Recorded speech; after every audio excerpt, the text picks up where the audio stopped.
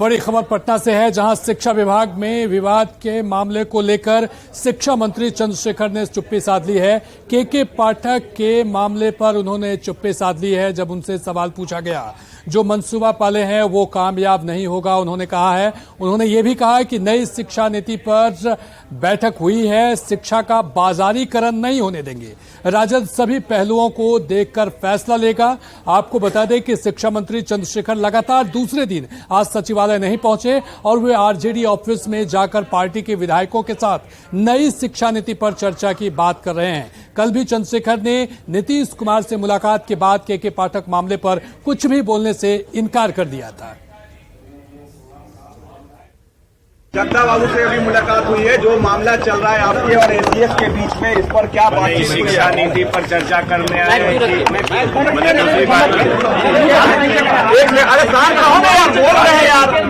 यहाँ पर शिक्षा नीति के अच्छे बुरे क्या पक्ष होंगे उस चर्चा में शामिल होने के लिए आए।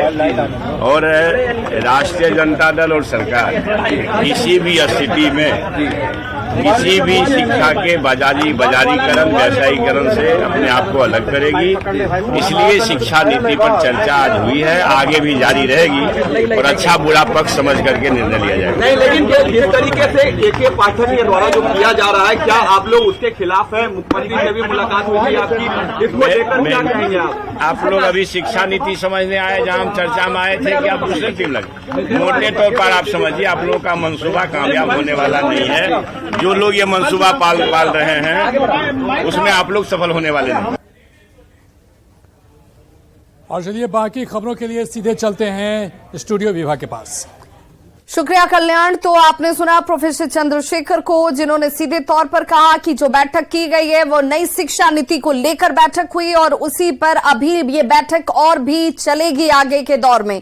लेकिन जिन मंसूबों के साथ सवाल पूछे जा रहे हैं या जो लोग कुछ मंसूबा पाले बैठे हैं, उनका मंसूबा पूरा नहीं होगा। के पाठक के ऊपर पूछे गए सवाल का उन्होंने कोई जवाब नहीं दिया। बात करेंगे जातीय गणना की, तो जातीय गणना पर बड़ी खबर, जहां पटना हाईकोर्ट में सरकार ने अपना पक्ष रख दिया। दोनों पक्षों की तरफ से बहस अब पूरी हो चुकी है। कोर्ट ने हालांकि अपने फैसले को सुरक्षित रखा है। फैसला सुनाने की तारीख अभी तय नहीं की गई। किसी भी दिन यानी कि जातीय गणना पर फैसला आ सकता है, जिसमें आज सरकार के पक्ष भी रखे गए और विरोध से भी पक्ष रखे गए, जिसे लेकर याचिकाकर्ता ने अपने मांगों को रखा था और अपनी तरफ से पक्ष को लेकर के तर्क और यहां पर तमाम बातों का जिक्र किया जा चुका है। पटना हाईकोर्ट ने फैसले को सुरक्षित रख लिया है। अब किसी भी दिन यह फैसला आ सकता है, क्योंकि फैसला सुनाने के लिए किसी भी तारीख को अभी तक मुकर्रर नहीं किया गया है। तो बड़ी खबर जातीय गणना पर, जहां पर फैसला सुनाने की तारीख तय नहीं है, लेकिन दोनों पक्षों ने अपनी अपनी दलीलों को रख दिया है। पटना संवाददाता अमित कुमार हमारे साथ इस वक्त ज्यादा जानकारी के साथ जुड़ गए हैं। अमित, पक्षों की तरफ से तर्क दे दिए गए, बातों को रख दिया गया। अब ये माना जाए कि आने वाले किसी भी वक्त या दिन में ये फैसला पटना हाईकोर्ट का जो सुरक्षित है वो आ जाएगा। दोनों पक्ष, चाहे वो याचिकाकर्ता के वकील हों या फिर सरकार की तरफ से एजी ने अपना पक्ष रख दिया है, सरकार का पक्ष रख दिया है और दोनों पक्षों को कोर्ट ने बड़ी ही गंभीरता से सुना है। और डबल बेंच जो है, मुख्य न्यायाधीश और दूसरे जो न्यायाधीश हैं, उन्होंने इन दोनों पक्षों के दलील को सुना है और फैसला को सुरक्षित रख लिया है, जब रख लिया है। तो ऐसे में ये कहा जा रहा है कि ये फैसला कभी भी आ सकता है। संभवतः ये फैसला सोमवार को या मंगलवार को आ जाएगा, ये आशा इस बात की जताई गई है। लेकिन सबसे बड़ी बात है कि जो जातीय जनगणना का मामला है, पटना हाईकोर्ट में विचाराधीन था, तो अब वो दोनों पक्षों की दलील जो है वो पूरी हो गई है और कोर्ट जो है वो अंतरिम निर्णय जो है अपना वो सुनाएगा। और इसको लेकर के चाहे वो सरकार के तरफ से है या याचिकाकर्ता के साथ साथ पूरे बिहार की जो अवाम है, वो नजरें बनाए हुए है कि कोर्ट का क्या रुख होता है, क्या फैसला होता है, क्या जातीय जनगणना जो जिस पे स्टे लगाया था कोर्ट ने, वो आगे होगी, बहाल हो जाएगी या उसे रद्द कर दिया जाएगा। तो फिलहाल इंतजार की घड़ी है और इंतजार की घड़ी कब खत्म होती है, ये देखना बेहद यहाँ पे महत्वपूर्ण होगा। जी, बहुत बहुत शुक्रिया अमित तमाम जानकारी के लिए। तो सभी को इंतजार करना होगा पटना हाईकोर्ट के फैसले का, क्योंकि फैसले को पटना हाईकोर्ट ने सुरक्षित रख लिया है। तो एक बार फिर से आपको बता दें कि शिक्षा मंत्री चंद्रशेखर आज दूसरे दिन भी कार्यालय नहीं पहुंचे। हालांकि उन्होंने आरजेडी कार्यालय में नई शिक्षा नीति पर चर्चा जरूर की। आपको हम दो तस्वीरें दिखाने जा रहे हैं। इन दो तस्वीरों को देखकर आप समझ जाएंगे कि आखिर विभाग के अंदर क्यों नहीं पहुंचे, और पहुंचे तो कहां पहुंचे प्रोफेसर चंद्रशेखर जो शिक्षा मंत्री हैं। देखिए, पहली तस्वीर जो है वो सचिवालय की है। सचिवालय में जहां पर इंतजार करते हुए सचिवालय कर्मी आपको नजर आ रहे होंगे, जहां पर शिक्षा विभाग से जुड़े हुए फाइलों के निपटारे के लिए मंत्री का इंतजार किया जा रहा था। लेकिन मंत्री जी आज दूसरे दिन भी नहीं पहुंचे। कुर्सियां खाली नजर आई, विभाग के अंदर कोई नहीं था। और दूसरी तस्वीर देख लीजिए, जहां पर पार्टी दफ्तर घर से निकलकर सीधे पहुंच गए प्रोफेसर चंद्रशेखर। और नई शिक्षा नीति में क्या कुछ खामियां हैं, सरकार का पक्ष क्या होगा, आरजेडी के इस पर मंतव्य क्या हैं, उसे लेकर के यहां पर विधायकों के साथ चर्चा विचार विमर्श करते हुए चंद्रशेखर जरूर नजर आए।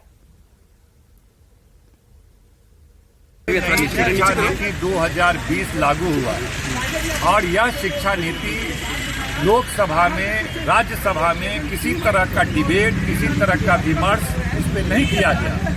इसकी वजह से वो सीधे तौर पे लागू हो गया, जो बिल्कुल सही प्रतीत नहीं हो रहा है। क्योंकि कोई भी नई शिक्षा नीति पूरे देश के लिए थी, इस पर विस्तृत चर्चा होनी चाहिए थी, तमाम लोगों के विचार को लिया जाना चाहिए था।